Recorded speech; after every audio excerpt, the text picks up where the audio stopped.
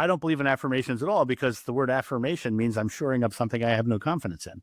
Whatever you ask in God's name is granted if you have faith. Our thoughts are creating our experience. Mm-hmm. And that's a big one because It the takes a Bible while. says, If you don't know that, it takes a while. well, the Bible literally says, when you pray, believe you shall receive and you shall. Right? If you have faith as small as a mustard seed, you can ask a mountain to move if you have faith. Nothing's impossible for you. Whatever you ask in God's name is granted if you have faith. Right? What do you think people, a question on that. What do you think people think when they read that and they go, well, I prayed for this mountain to move and it did move and I have faith. Yeah. Like, but if you're Christian, what would you do at that time? But if you're Christian, your definition of faith and my definition of faith are completely different. Yeah. As a Christian, yours is faith in Jesus, and mine means faith is belief. Mm. And so people pray to Jesus, hoping that it will happen. Right? It's like the modern New Age guys do the affirmations. Mm-hmm. Right?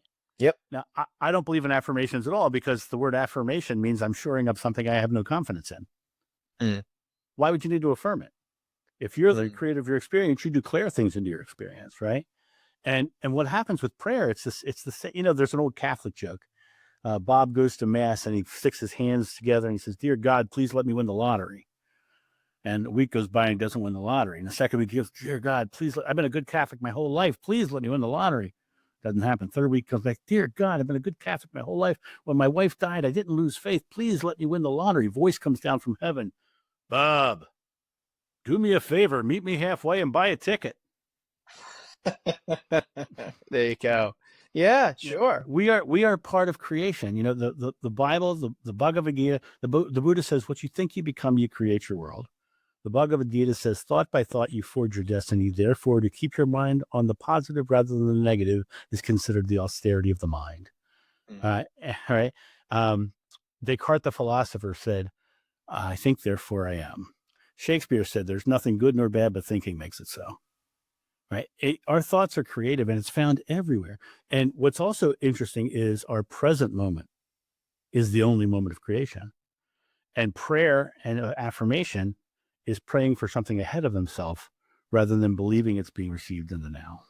Mm. And so that's why they never get it, because It's praying for a future state. It's out of time, right? And we can't go to the store next Thursday right now. We can only go to the store right now. Mm. We never leave the present moment. And the past is just a collection of present moment memories. And the future is just a place where we set goals for the next present moment. But we'll experience that in the present moment because we never leave the present moment. So everything we do in creation, everything we do in prayer and affirmation has to be believed it's happening in the now for it to come to creation. When you experienced the shedding of fear in the past regression, did that shedding of fear carry over into your day-to-day? Yeah, that's I love that question because I am far more fearless than I ever was in life. But to be here is to experience fears of some kind. So, you know, to be in the physical, you can't be perfect. Right. So you come here and you experience the fears. And I honestly think that when you fully get rid of your fears, that's when you cross over and you go to the greater awareness of everything. Yeah. The Buddha literally said the secret to enlightenment is the eradication of fear. Right. So it comes back to this idea that, you know, we you know, what was the last thing Joshua said? It's love one another.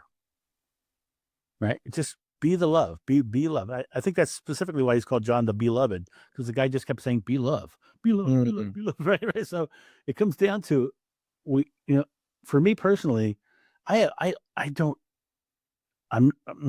best way I can say this is be in the world, but not of it, from the Bible. Right. I'm here and I watch the world as this oneness, this non-duality. And I see people coming at me and calling me the Antichrist. And I recognize that's their fear, not mine. So it doesn't I'm not attached to, because for me to be attached to it would literally be empowering it.